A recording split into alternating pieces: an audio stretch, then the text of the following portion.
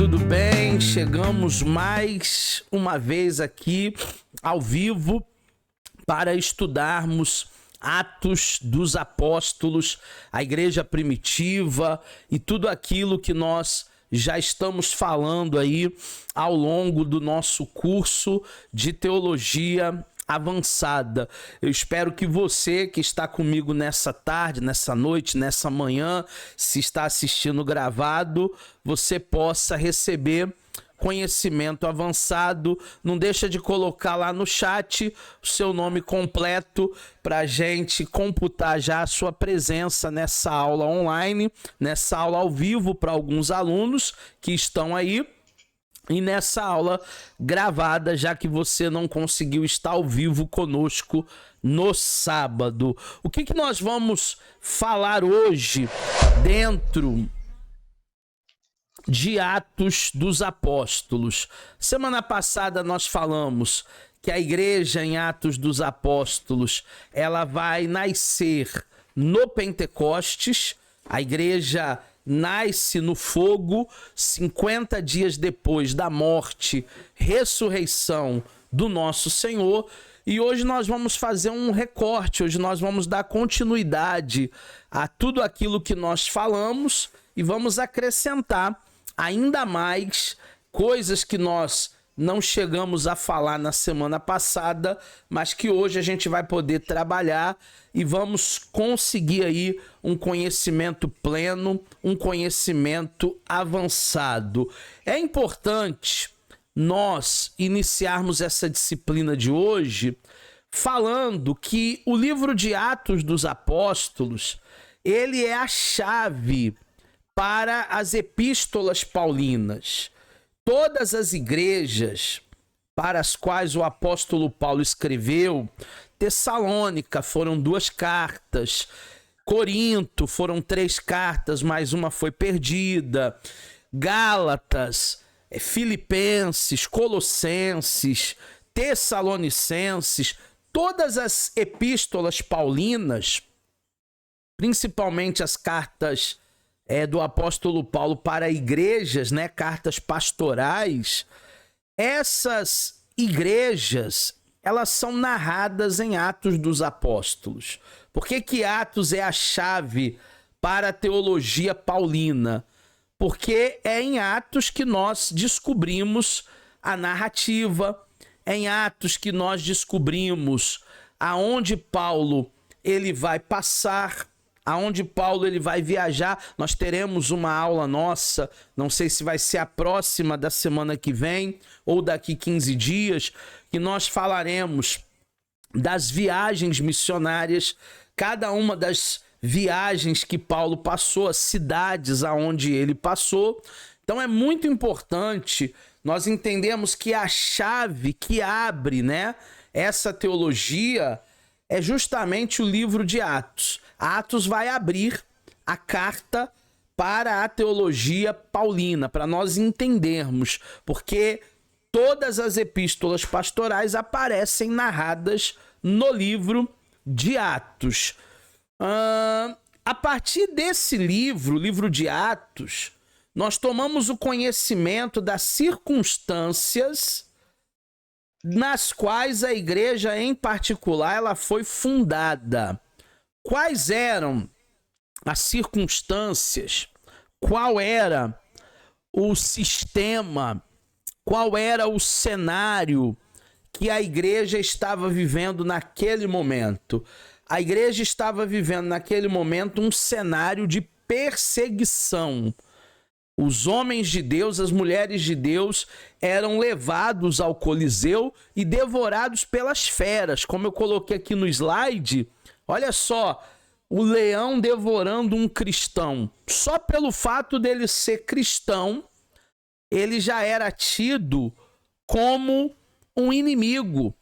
Ele já era tido ali como alguém que não fazia parte daquele sistema que estava implantado na época. E os imperadores eram cruéis, os imperadores eram endemoniados, os imperadores queriam sangue, os imperadores realmente trabalharam e muito para que a igreja do Senhor Jesus parasse. Entender esse cenário nos ajuda a ler a teologia e depois aplicá-la em nossas próprias circunstâncias. Como assim? Hoje a igreja também ela é perseguida. Hoje também nós vivemos um momento crítico, mas nem se compara as circunstâncias que nós vivemos hoje com aquilo que a igreja estava passando na época. A igreja era um escárnio, a igreja era envergonhada, a igreja era assolada, a igreja sofria e sofria demais. E esse sofrimento dos mártires, dessas testemunhas, fez com que a Bíblia, a palavra de Deus, chegasse até nós hoje. Porque se não fosse esses mártires, se não fosse essas testemunhas que receberam dinamis, palavra grega para poder, virtude, capacitação do Espírito Santo, se não fosse essas testemunhas, nós estaríamos perdidos. A Bíblia não teria chegado até nós. Então o cenário, a circunstância que a igreja primitiva está vivendo é um cenário de perseguição, é um cenário de afronta, de vergonha, de lutas. Vamos trabalhar um pouco sobre os temas essenciais no livro de Atos. Existem temas essenciais, existem coisas que nós estudamos no livro de Atos que são essenciais para nós entendermos hoje essa teologia. O primeiro tema é o espírito e o empenho. Atos enfatiza a importância da cooperação entre o Espírito de Deus e o empenho do homem. Como eu disse a semana passada, a igreja ela é inaugurada, porque antes do Pentecostes era apenas o judaísmo. A igreja ela é inaugurada no Pentecoste com o derramamento do fogo do Espírito Santo.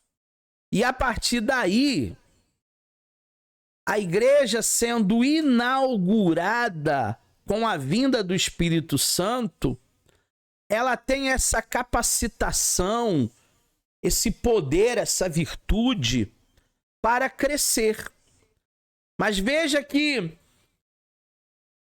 a cooperação entre o Espírito de Deus, Espírito Santo, e o empenho do ser humano, o empenho desses primeiros cristãos.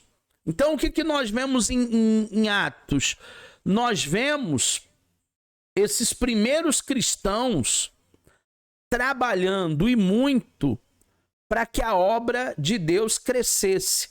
Obviamente, o Espírito Santo é o grande agente impulsionador, mas se não fosse a coragem desses homens, se não fosse a garra desses homens, se não fosse o empenho de cada cristão, a igreja também não teria crescido, a igreja também teria se acovardado, a igreja também teria ficado aí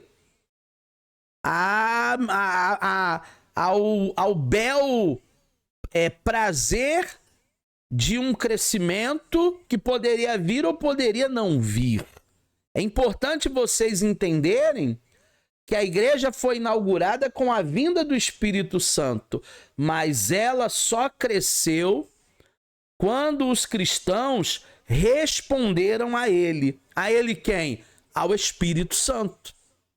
A igreja vai crescendo na força, no poder do Espírito Santo, respondendo o seu chamado, respondendo ali a missão que eles tinham, através de um empenho humano. O Espírito Santo ele faz a parte divina, mas os cristãos fazem a parte humana.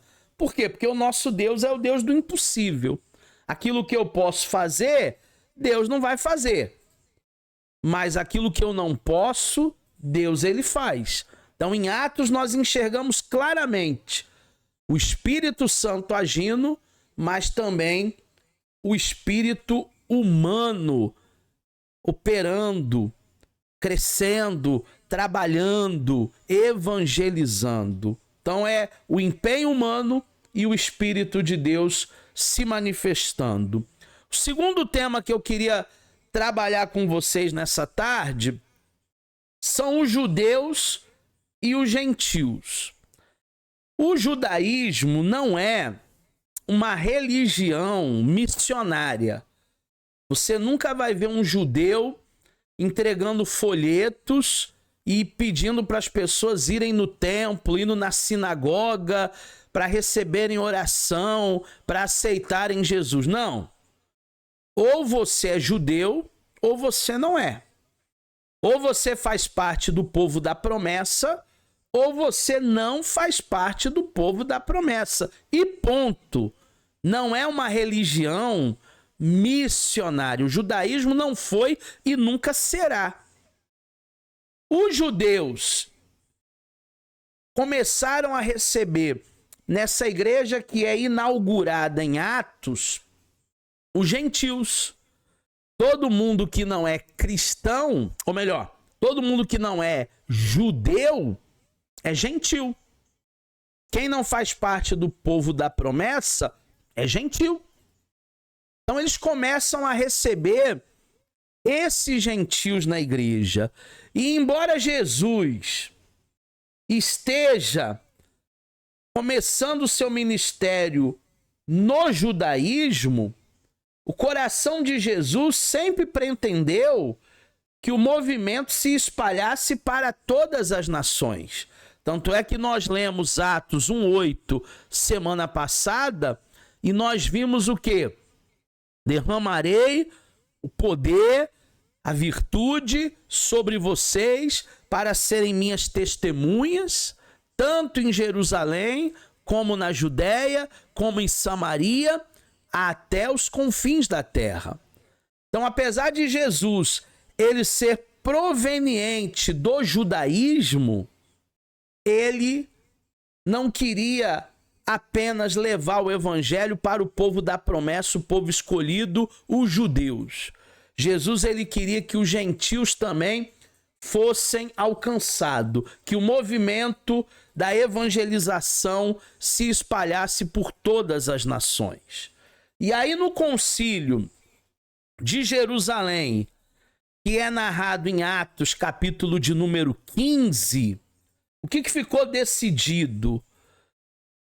Esse concílio foi uma reunião de líderes, liderada pelo apóstolo Tiago, ele era o líder da igreja em Jerusalém. Ficou decidido que os cristãos, os gentios, né, poderiam sim participar da igreja sem a necessidade dos ritos judaicos. Eles não precisavam mais ser circuncidados, eles não precisavam mais abrir mão da carne de porco, abrir mão de coisas rituais que o judaísmo fazia, separação de talheres para derivados de leite e não usar esses talheres para carne. Tudo aquilo que o judaísmo fazia. Até houve uma tensão entre Pedro e o apóstolo Paulo, porque Pedro queria que os novos cristãos, né, os gentios, passassem pelos ritos judaicos. E aí o apóstolo Paulo vai dizer assim: ô Pedro, nós somos judeus, nós passamos por todos os ritos judaicos, porque nós nascemos no judaísmo. Agora eles não nasceram no judaísmo, não faz sentido essa obrigatoriedade para eles, já que eles não são provenientes do judaísmo.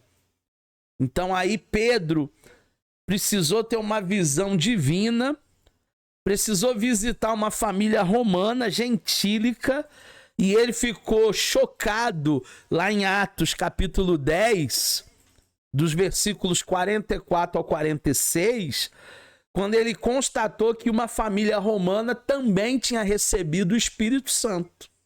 Então, às vezes, nós queremos fazer uma espécie de monopólio da fé, achando que o Espírito Santo ele só vai agir na nossa comunidade, na nossa igreja. Quando, na verdade, o Espírito Santo ele foi derramado para todos, judeus, gentios, cristãos. Então, esse é um tema extremamente importante, porque a igreja agora, ela está aberta para todos. Todos podiam participar. Todos podiam congregar. Todos podiam estar juntos na igreja primitiva.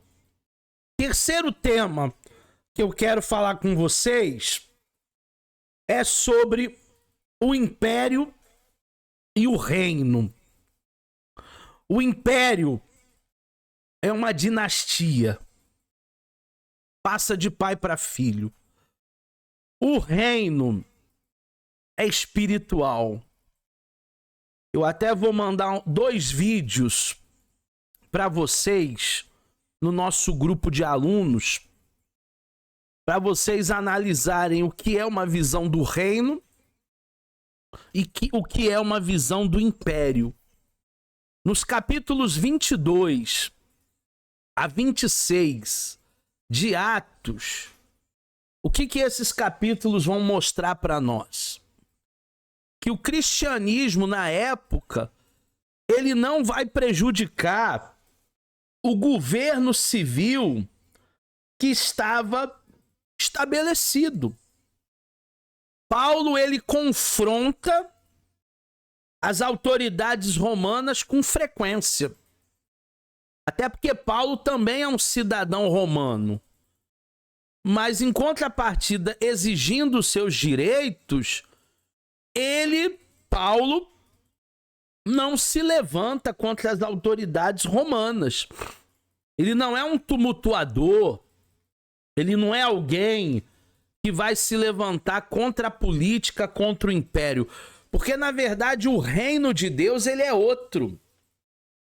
A lógica do reino é outra. Como disse o apóstolo Paulo em uma das suas cartas, eis que viver é Cristo, morrer é lucro.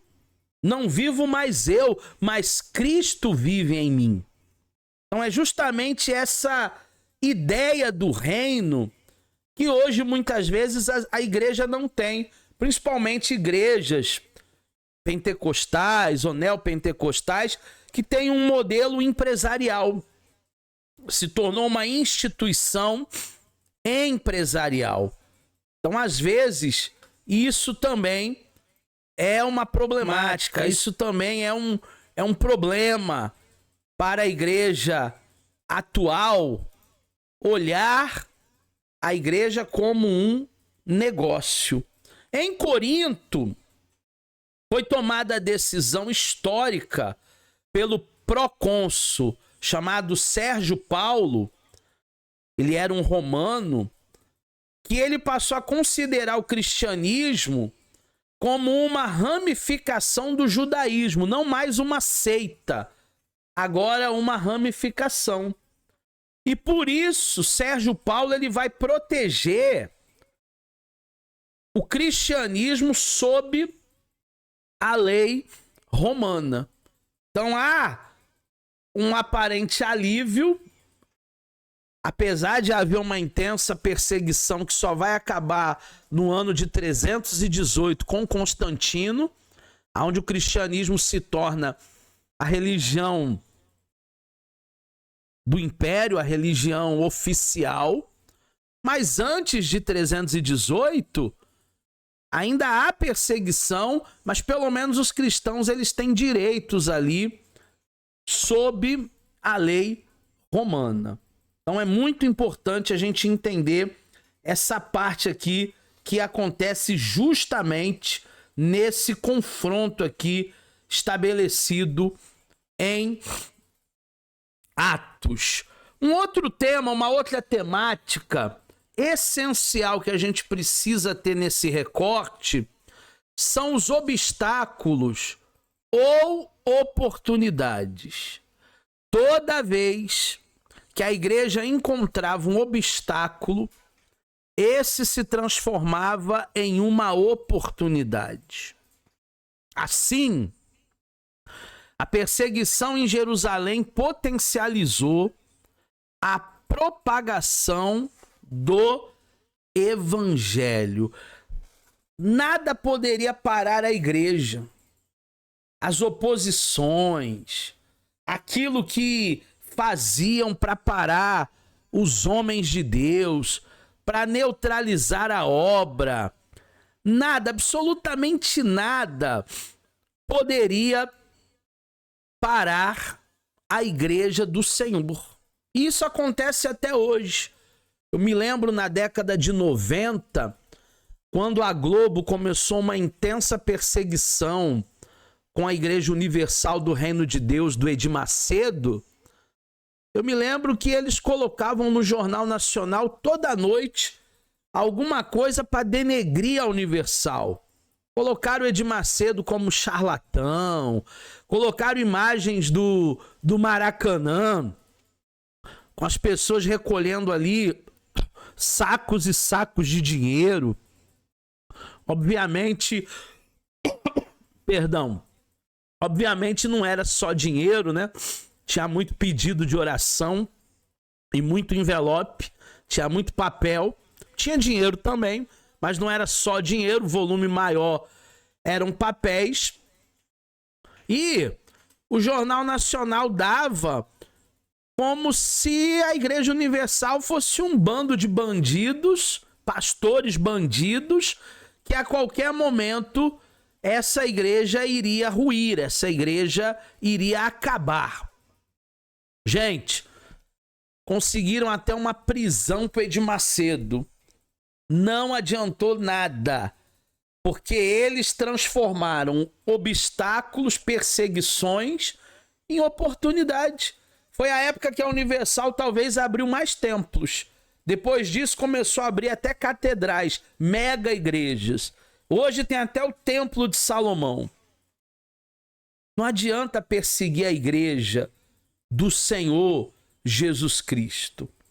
Eles ali transformaram a perseguição em oportunidade. Interessante que lá em Atos, no capítulo 16, vai narrar que Paulo e Silas chegam numa cidade e tem uma moça adivinhadora, um espírito de adivinhação. Naquela época não tinha Facebook, não tinha WhatsApp. E essa moça, toda vez que via Paulo e Silas, ela dizia: eis que está passando dois grandes homens de Deus. E durante vários dias ela fez isso. Teve um dia que Paulo acordou de pé esquerdo. Sabe aquele dia que você não acorda bem? Sabe aquele dia que você não acorda muito pentecostal, muito evangélico? E naquele dia ela falou a mesma coisa. Eis que está passando dois grandes homens de Deus. Meu irmão, Paulo olhou para ela e disse: espírito imundo da adivinhação, sai!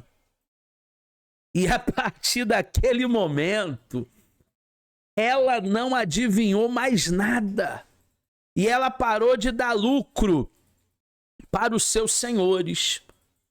E aí então Paulo e Silas, eles são lançados na prisão, no cárcere. Apanharam, tomaram uma surra.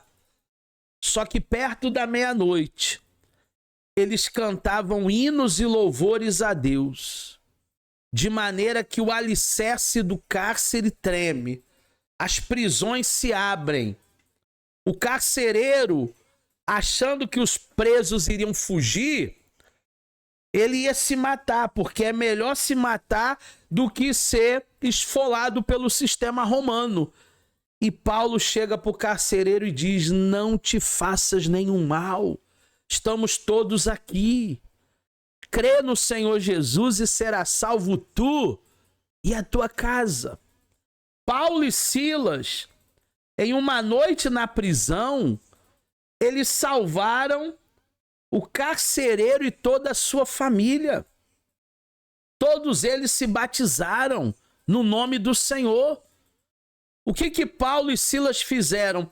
Eles transformaram obstáculo em oportunidade. Muitas vezes eu nem sei o que eu estou fazendo em determinados lugares. Aonde Deus me conduz, aonde Deus me leva, eu me faço a pergunta: Deus, o que eu estou fazendo aqui? Mas tudo tem um propósito. Todas as coisas cooperam para o bem daqueles que amam a Deus. Agora Paulo entendia, Silas entendia o porquê que eles estavam presos. Foi para salvar a família de um carcereiro. Uma outra oportunidade que eles tiveram, mesmo em meio ao obstáculo, foi no náufrago, na ilha de Malta, lá em Atos 28. Após o naufrágio, Paulo teve a oportunidade de testemunhar da fé para o governador de Malta. Porque Paulo ele foi picado por uma cobra.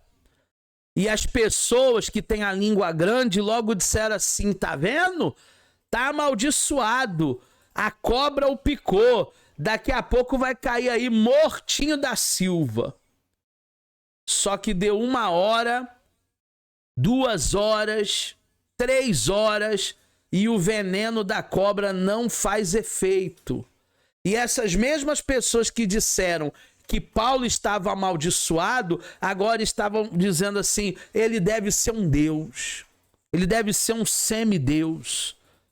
Na realidade, aquele náufrago só mostrou que o governador de Malta também precisava ser alcançado pela fé e ouvir Paulo testemunhar sobre a palavra.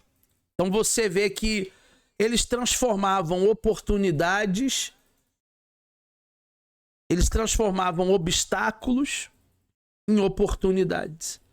E é isso que nós devemos fazer na nossa vida cristã. Se alguém quiser paralisar a igreja, nós devemos transformar aquela situação.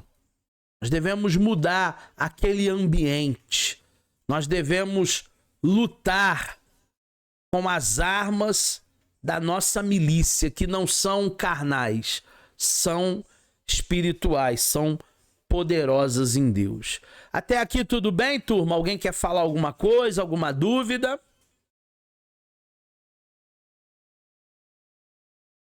Tranquilo? Por mim tá tranquilo. Professor, Pode falar, William, te ouço. essa questão aí do carcereiro, vai ser salvo tu e tua casa. Isso aí é o quê? É uma questão de uma regra?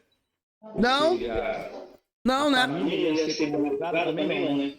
Não, a questão é que todos abriram o coração para Deus e foram salvos. Sim. A pregação de Paulo chega no sacerdote do lar, que é o carcereiro, e ele leva a palavra para a família dele, todo mundo aceita, porque estavam sedentos por Deus, e então todo mundo é salvo. Não é uma regra, porque a gente tem um livre-arbítrio, mas se ouvirem a palavra e aceitarem ao Cristo, serão salvos. Ok, valeu. Tá certo? Vamos para um outro tema aqui, dentro desse recorte que a gente está fazendo. Pedro e Paulo. O livro de Atos destaca esses 2 apóstolos dentre os 12. Na verdade, dentre os 14, né? Porque tem Matias, que substituiu Judas. Então, de 12, nós vamos aí para 14. E o Paulo, na verdade, é até o 15º. Tem um texto da Bíblia, se eu não me engano, em uma das epístolas paulinas, que falam de outros apóstolos, não só os 12, mas outros apóstolos. Então, o livro de Atos dá uma ênfase maior em Pedro até o capítulo 6, e a partir do capítulo 6 fala de Paulo, das viagens missionárias, num primeiro momento com Barnabé, num segundo momento com Silas. Por que Atos dá essa ênfase para Pedro e para Paulo? Esses dois apóstolos dentre os 12, dentre os 15. Talvez por causa do desenvolvimento da igreja e para nos mostrar a importância da unidade. Atos vai enfatizar que esses dois homens foram fundamentais para a unidade da igreja e para o crescimento da mesma. A igreja só cresce se ela estiver unida.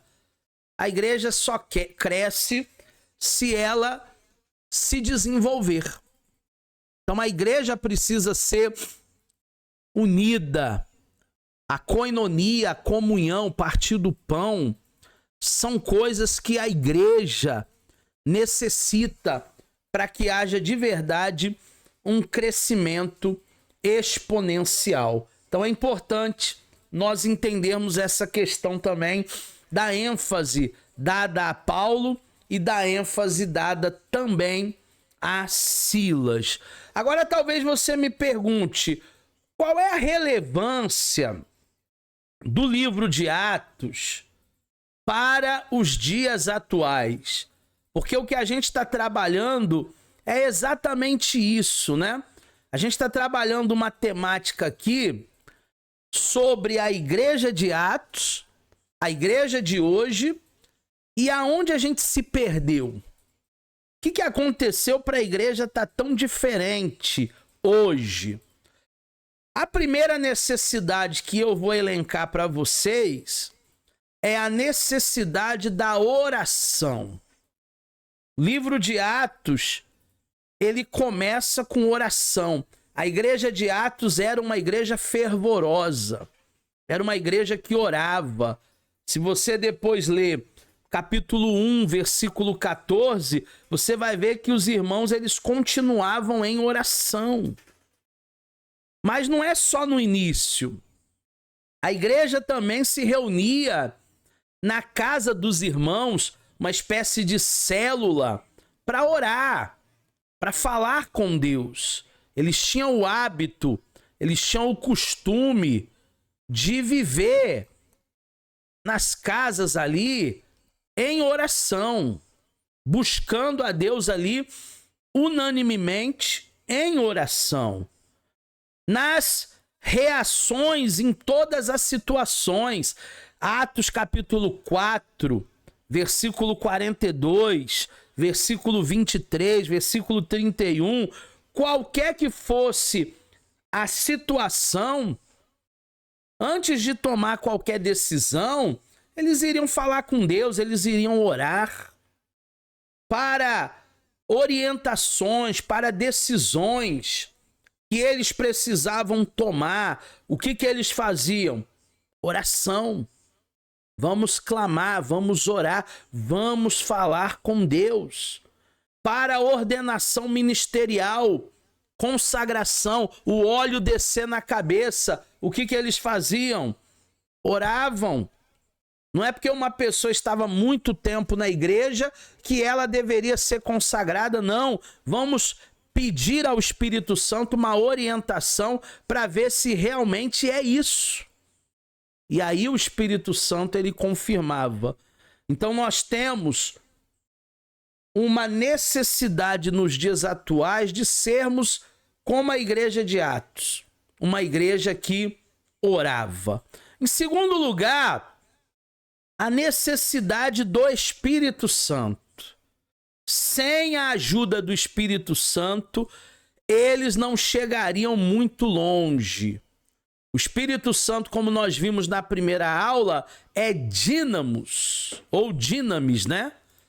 Essa presença do Espírito Santo, essa capacitação do Espírito Santo, esse poder do Espírito Santo. Sem o poder do Espírito, eles não chegariam muito longe. Eles não conseguiriam vencer, tamanha era, ferrenha era a perseguição. Em terceiro lugar, a necessidade de coragem, que é o que nós precisamos também nos dias atuais. Coragem diante de uma severa perseguição.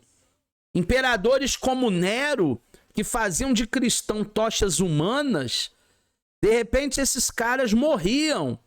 E alguém pensava assim, ufa, agora a gente vai ter alívio, Nero morreu, estamos livres. Vinha outro, pior, como por exemplo Dicleciano. Se um era endemoniado, o outro era endemoniado ao quadrado. Não havia alívio. Eles precisavam de coragem diante de uma grande perseguição. Em quarto lugar, a necessidade de sabedoria, que é o que nós precisamos também nos dias atuais. Se nós não tivermos sabedoria, a coisa desanda, e desanda feio. A necessidade de sabedoria em um mundo multicultural. Eles estavam vivendo em um mundo, principalmente em Antioquia da Psídia, daqui a pouco eu dou dados de Antioquia da Psídia, aonde era uma rota que havia árabe, romano, grego, asiático, havia todo tipo de gente, era um mundo multicultural que precisava ser alcançado pelo mestre. Então a necessidade da sabedoria é de grande valia. A necessidade de compartilhar, a necessidade da partilha. Você já prestou atenção na oração modelo? A oração do Pai Nosso? Pai Nosso que estás no céu. O Pai não é meu. O Pai não é teu. O Pai é nosso. O pão nosso de cada dia. O pão não é meu. O pão não é seu. O pão é nosso. Perdoai as nossas dívidas. A dívida não é só minha. A dívida não é só sua. A dívida é nossa. A igreja primitiva, ela tinha isso. A necessidade de compartilhar, de ter tudo em comum, de partir o pão. E nós precisamos voltar às origens. Nós precisamos ter essa necessidade de compartilhar. Temos também a necessidade da missão. Antioquia ficava a 482 quilômetros ao norte de Jerusalém. Era uma importante rota comercial. Ali transitavam judeus, romanos, asiáticos, africanos, indianos, persas, gregos. Ali era um celeiro para missões internacionais, missões transculturais. Ali era um celeiro para a igreja fazer missões. E hoje a nossa igreja, ela precisa se reavivar para continuar fazendo missão. Nós precisamos manter missionários, tanto no Brasil como também fora do Brasil. Gente fazedor de tenda, que está se dedicando em outras culturas para levar o evangelho. E precisam de patrocínio. E precisam de pessoas que possam ali ajudar para que eles sejam mantidos longe das suas casas, longe da sua família. E por último, a necessidade da estratégia. Boa parte do sucesso que a igreja teve deve-se à forma do apóstolo Paulo atuar. Ainda hoje, evangelismo, essa particularismo, significa estratégia, sistema. Evangelismo, levar o evangelho, a boa nova, com estratégias, de maneira planejada, com método. Paulo, ele chega num lugar aonde tem um altar para cada deus.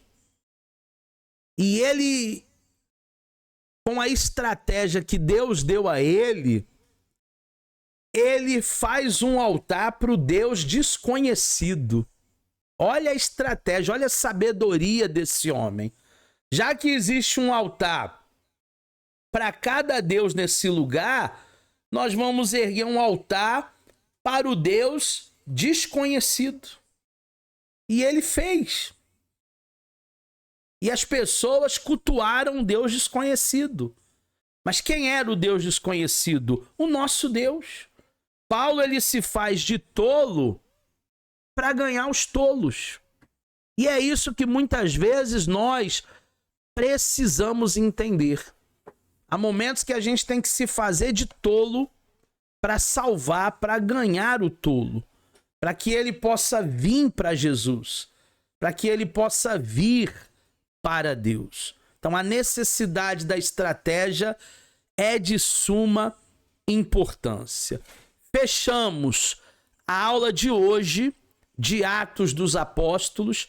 Eu espero que vocês tenham entendido aquilo que nós falamos nessa aula de hoje e eu espero que vocês estejam conosco na próxima aula.